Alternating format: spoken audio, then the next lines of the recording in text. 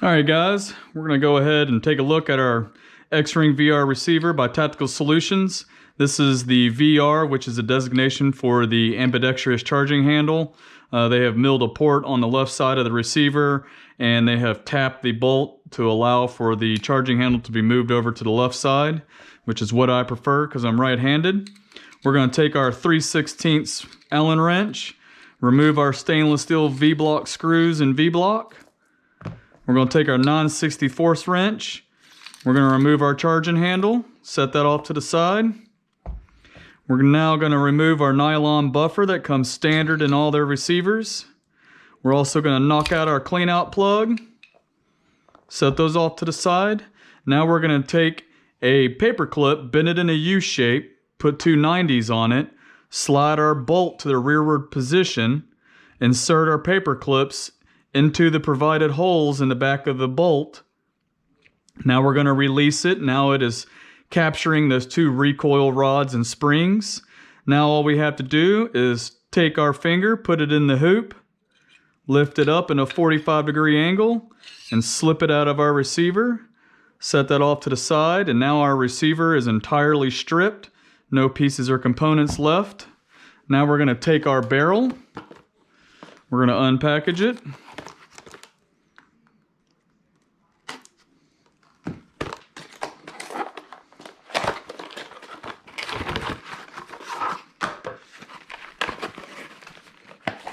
Now this barrel has already been fitted to this receiver, but I'm still going to go over it with you guys. I've got a cordless impact here. This is just a quick tip on how to do this a lot more efficiently than doing it by hand. I take a 3/8 extension. I take a 3/8 inch rubber water hose, shove it over my extension, and then I take my thread protector off my barrel. I go to start my threads into the hose, and then I give her a spin until it locks up tight.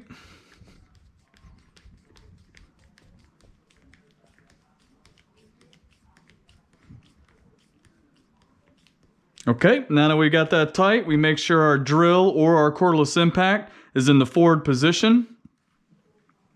Now we're going to take a strip of 320 grit sandpaper. That's what I like to start off with. Now this is just for demonstration purposes, but this takes about 4 spins and maybe 3 or 4 minutes to get this fitted to our receiver. So now we're just going to put our thumb over the paper and hold it in a wrapped position all the way around the shank. We're going to apply more pressure towards the shoulder because that's the portion that's going to be sanded the least. The way we hold our paper, it tends to want to taper the end just a little more, so I apply more pressure to the end, and I will also walk the paper in and out on the end of the shank just to try to help get a clean, straight hone all the way through. Now we're going to spin our barrel.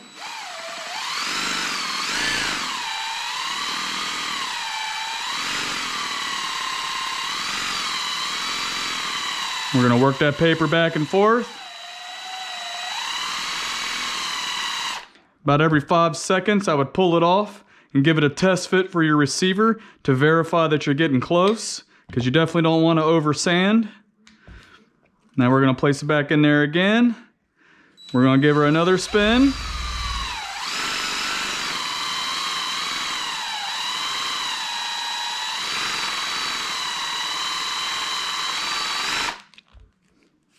And once our barrel starts to go into the receiver, now we're going to remove that receiver.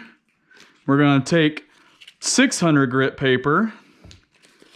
This is a little bit of overkill, but I like it nice and slick and shiny. So I'm going to get a finish cut on this.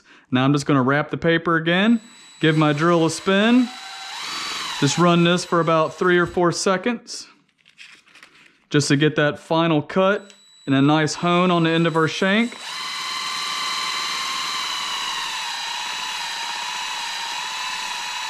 Okay, once that's finished, we're going to set our sandpaper aside. We're going to remove our barrel from the hose. Now we're going to set our drill off to the side because we will not be needing that anymore. Now we'll take our rag and we'll clean our threads off. I will wipe down the excess aluminum that's going to be on the end of the shank. Always clean your work area. You'll have excess aluminum on it as well. Now we're going to take our barrel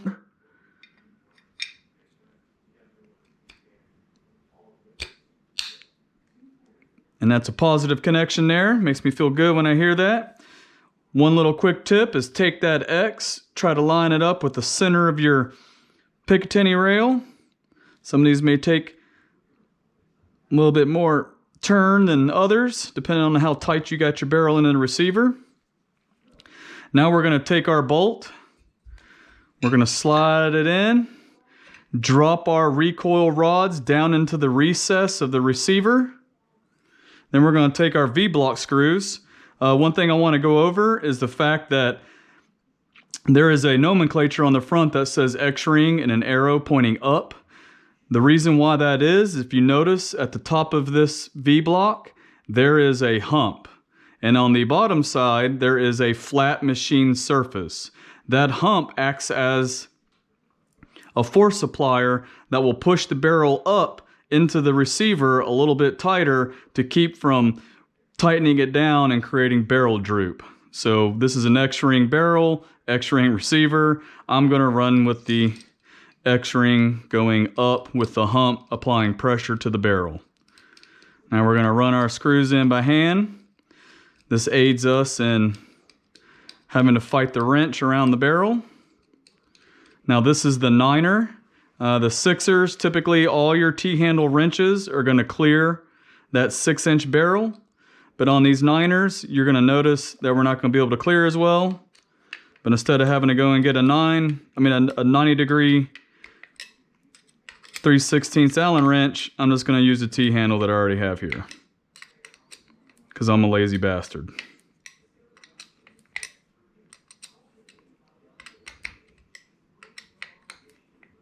And if you notice, when I installed my bolt, I have not released the recoil springs yet to bring the bolt to the forward position. I'm just getting my V-block started before I slide my bolt into the forward position. Now that I got my V-block nice and started, now I'm going to hold my bolt, release the paper clip, and we're going to let this slide to the home position. And now we're going to check our extractor slot that is milled into the barrel and align that with our extractor on our bolt. And once again, always look down your pick rail, verify your X is nice and lined up. If everything looks good, go ahead and crank it down.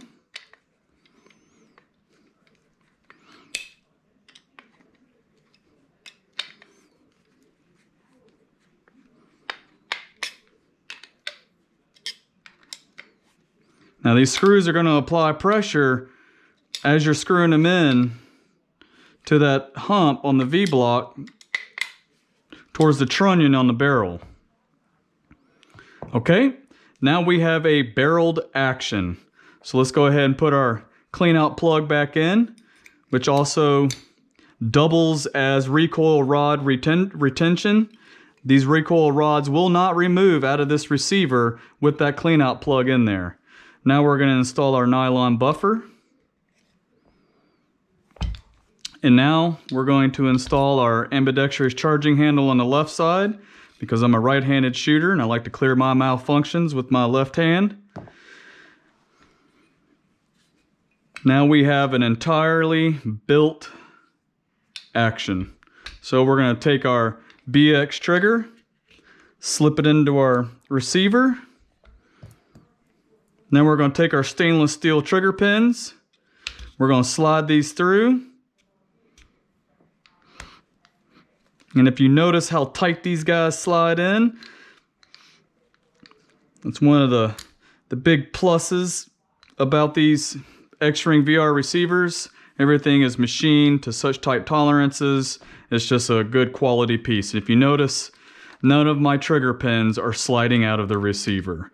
Now, I don't know how many of these guys that you built, but if you'll notice on the factory setups, everything wants to just roll right out of this thing, even a lot of times the trigger pins.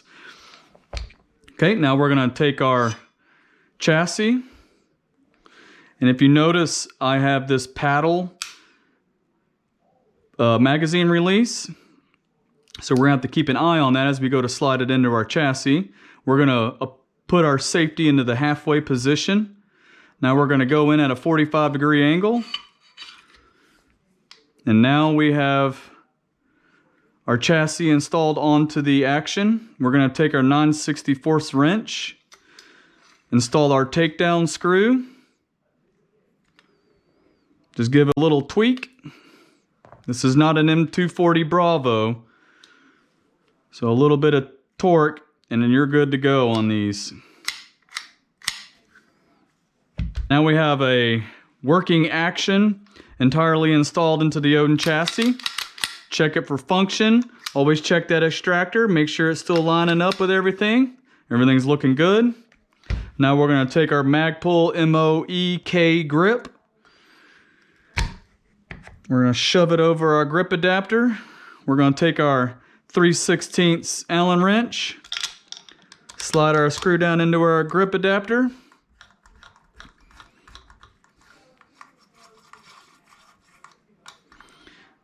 Just give it a little tweak. Like I said before, this is not an M240 Bravo. Now got a nice grip. Now we're going to take our FS 1913 by SB Tactical. This is a pistol brace.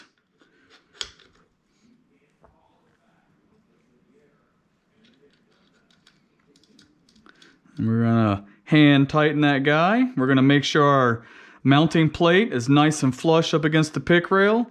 Then we'll take our 9/64 wrench and just give it a little tweak. We're going to check the function of our folding brace. Everything looks good there. Now we're going to check the tension on our mags.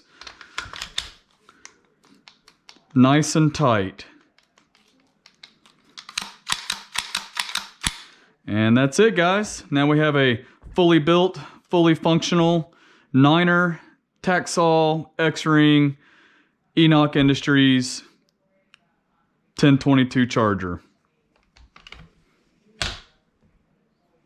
Now we're going to put a bipod on this guy.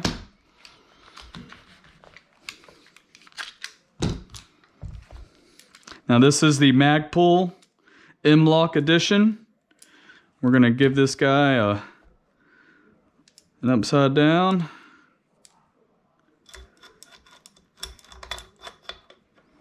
Slip it in. Now we're going to take our 1/8 inch wrench. It only takes 2 wrench sizes to build the gun, but then a lot of times your aftermarket accessories are going to require a different size wrench.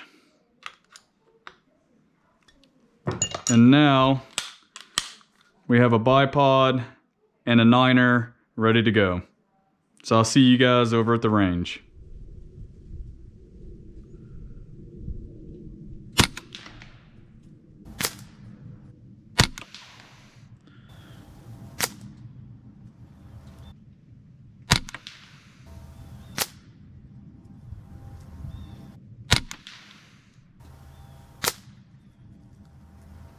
All right.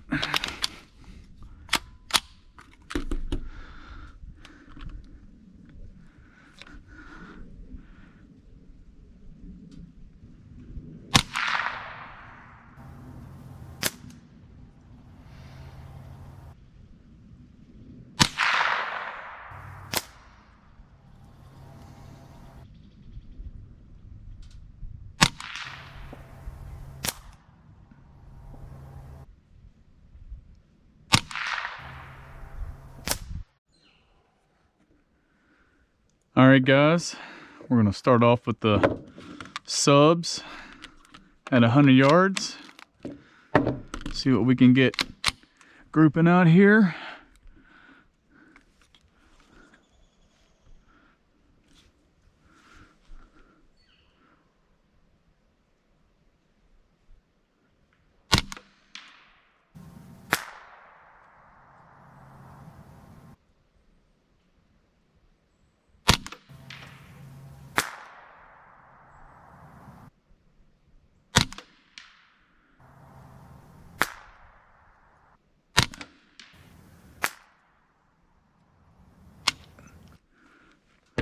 right, let's move over to the high velocity.